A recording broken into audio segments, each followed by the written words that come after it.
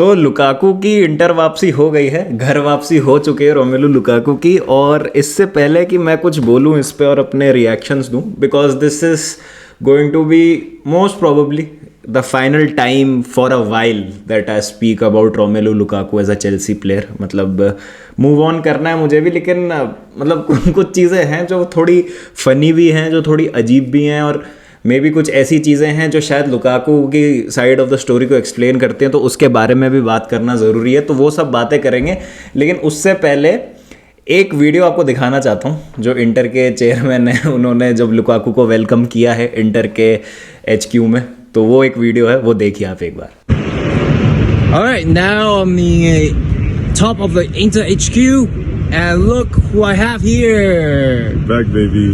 You're Yeah, back. the big boss is back again. Are you happy? I'm very happy. Thanks Are you for the happy? confidence. It's like deja vu, yeah? Right. Coming back again? Remember 3 years ago when Yeah. we were here? Exactly. It's We're just back. like yesterday. Yeah. And We told so we're gonna score a lot of goals in San Siro now. everything. That's what we're here for. It's a promise. I keep my promises. Okay. You know that. Good to be back, no? Thank you very much. Thank you. Thank you for coming back. Thank you for having me. Forza Inter. मतलब भाई वो कह रहा है I promise भाई। मतलब inter के जो फैंस है ना भाई, मतलब प्रॉमिस तो भाई ये आदमी करता है फुलफिल, ये तो भाई, बोला था मैं वापस आऊँगा और आ गया भाई। इंटर के लिए तो प्रोमिसेस फुलफिल हो रहे हैं।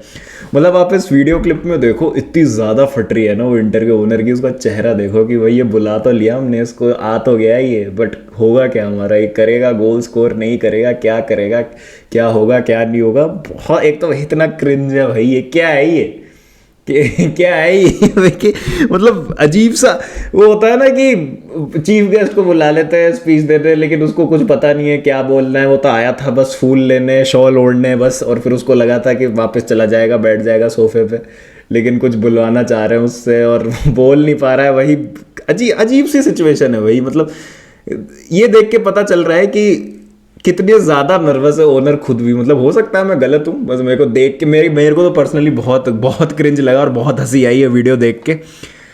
अब बात कर लेते हैं थोड़ी सी कि एक्चुअली व्हाट वेंट डाउन। तो निज़ार किंसेला ने एक पॉडकास्ट में बताया कि सोर्सेज से पता चला कि एक जब मैच चल रहा था स्पर्स और चेल्सी के बीच में, तो थॉमस टूकल ने थोड़ा सा मजाक किया लुकाकू के साथ। कॉन्टे को पॉइंट करते हुए उन्होंने कहा कि ये देखिए तुम्हारे पिताजी है, देयर्स योर डैडी। तो वो लुकाकू को हर्ट कर गया मजाक। और उसके बाद ये भी हुआ कि जब न्यू ईयर पे, वो आपको याद हो तो न्यू ईयर के आसपास ही लुकाकू का वो इंटरव्यू पब्लिश हुआ था, जिससे बहुत सारे चेल्सी फैंस जो हैं वो अगेंस्ट हो गए थे उनके, और मतलब उस तरीके की हरकत हुई थी। इंजरी से वापस भी आए थे, वो अच्छा भी खेल रहे थे, एस्टन विला और ब्राइटन के अगेंस्ट गोल स्कोर भी किया था। लेकिन उसके बाद जब ये इंटरव्यू रिलीज़ हुआ था लिवरपूल के मैच के पहले, तो बहुत एक अजीब सी नेगेटिविटी सी आ गई थी क्लब में। तो क्लब ने क्या किया, न्यू ईयर पे एक हैप्पी न्यू ईयर का पोस्ट निकाला, जिसमें लुकाकू को बहुत छोटा सा उनका ग्राफिक दिखाया था। और लुकाकू को ये चीज़ भी हर्ट कर गई कि मैं तो भाई क्लब का इतना बड़ा प्लेयर हूँ, I am the highest paid player, और मुझे जो है वो दिखाया ही नहीं गया। मतलब मेरे को बहुत छोटा सा दिखा दिया गया है, तो स्नप कर दिया गया बेसिकली लुकाकू को। तो वो भी उनको अच्छा नहीं लगा। अब देखिए यहाँ पे दो पहलू हैं, मैं सही गलत बोलने वाला होता नहीं हूँ यहाँ पर, मैं एंड में अपना ओपिनियन दूंगा, बट मैं आपको दो पर्सपेक्टिव बताता हूँ। तो पहला पर्सपेक्टिव है थॉमस टूकल और चेल्सी का।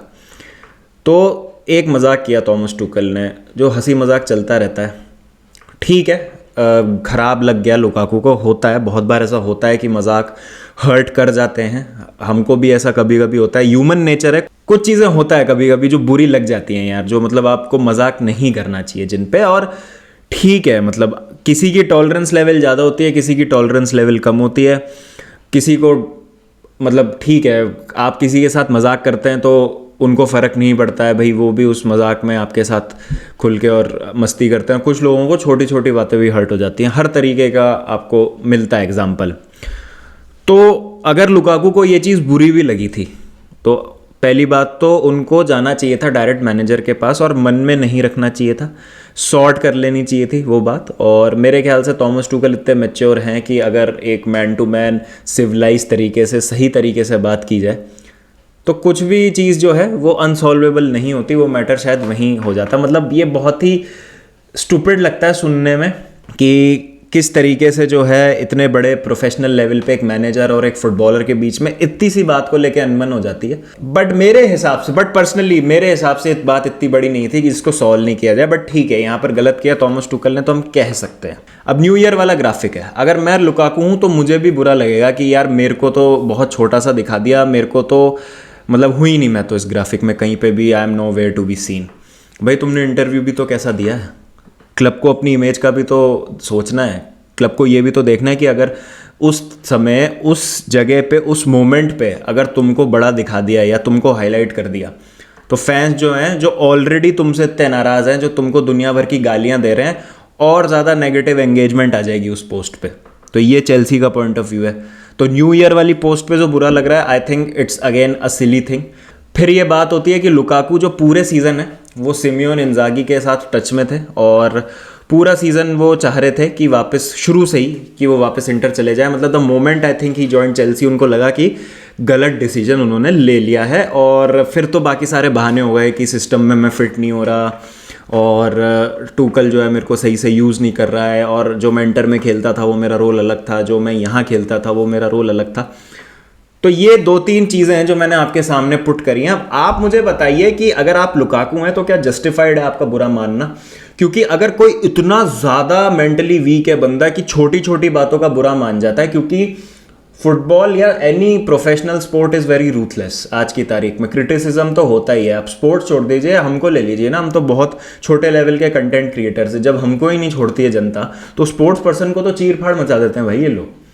तो अगर आप नहीं ले सकते क्रिटिसिज्म और पब्लिक स्पेस में अब आप हैं और इतने बड़े लेवल पे आप हैं, और यहाँ पर आके अगर आप इतनी स्लो फ्लेक मेंटालिटी के साथ काम करेंगे तो क्या आप लॉन्ग टर्म में इन एनी केस सर्वाइव कर पाते प्रीमियर लीग में? I don't think so. तो अच्छा ही हुआ एक तरीके से आप चले गए। और अगर आपको इतनी ज़्यादा सेंस ऑफ बिलोंगिंग चाहिए और आपको इतना ज़्यादा चाहिए ओ लो लो और मेरे को तो ऐसे रखो यार, बिल्कुल प्यार से पुचकार के लाड़ प्यार करके रखो, तो ये ठीक है। मतलब होता है, कुछ प्लेयर्स को वो चाहिए होती है सेंस ऑफ बिलोंगिंग, लेकिन इतना भी क्या कि भाई आपको पोस्ट में नहीं डाला न्यू ईयर की। भाई तुमने भी तो इंटरव्यू दिया ना पहले, तुम इंटरव्यू ना देते तो तुम होते न्यू ईयर वाली फोटो में सबके साथ, क्या दिक्कत है?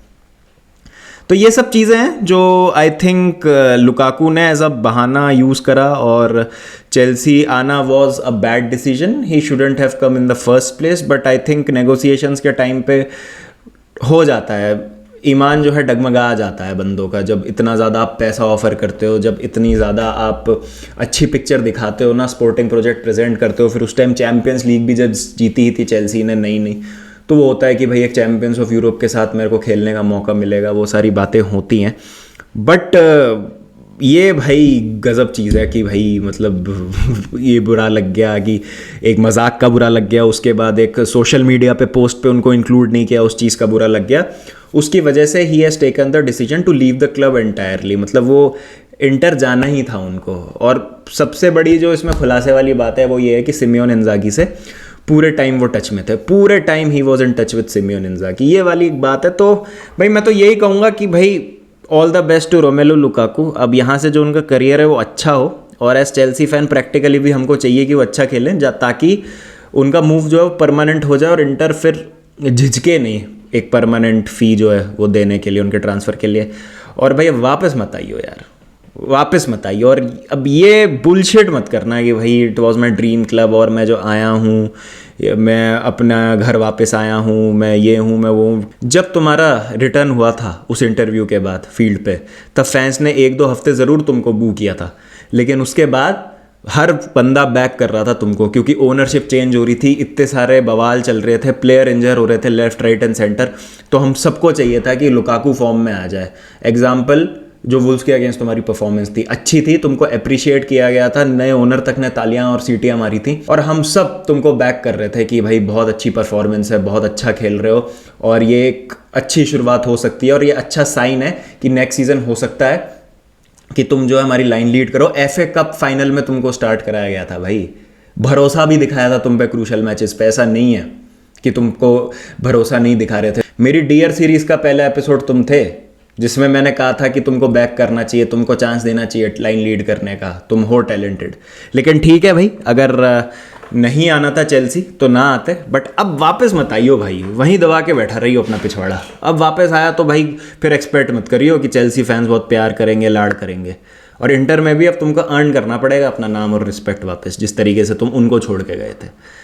तो ठीक है भाई, ये एक छोटा सा रिएक्शन था और एक जस्ट मतलब लाइट डाली है मैंने दोनों पर्सपेक्टिव पे कि क्या लुकाकू की साइड आप लेंगे कि आप चेल्सी या थॉमस टूकल की साइड लेंगे। ठीक है, टैक्टिकल एस्पेक्ट की मैं बात नहीं कर रहा, वो टूकल की भी कहीं ना कहीं गलती है उसमें, मैन मैनेजमेंट भी हो सकता है गलत हो और टैक्टिकली भी फ्लेक्सिबल नहीं थे टूकल कुछ चीज़ों को लेके, जिसकी वजह से लुकाकू शायद नहीं चल पाए। लेकिन हमने देखा भी था कि how Lukaku was working in the initial part of the season before he got injured, और इंजरी के बाद भी ही वाज डूइंग वेल। सब कुछ खराब हुआ है इंटरव्यू के बाद। तो आप मेरे को ये तो नहीं कह सकते कि पूरा जो फॉल्ट है वो टूकल के सिस्टम का है। He has scored goals and in fact he was a top scorer last season. तो ठीक है, ये सारी बातें हैं और कुछ पहलू थे जो मुझे सामने लाने थे आपके। आप मुझे बताएं आप इस सब में क्या सोचते हैं and what do you think about all of this. 32 के पूरे हो गए हैं। Thank you so much for the love and support. इसी तरीके से आगे बढ़ते रहेंगे, मेहनत करते रहेंगे, कंटेंट आपके लिए लाते रहेंगे। फिर मिलते हैं नेक्स्ट वीडियो के साथ। जब तक अपना ध्यान रखें, टेक केयर एंड पीस।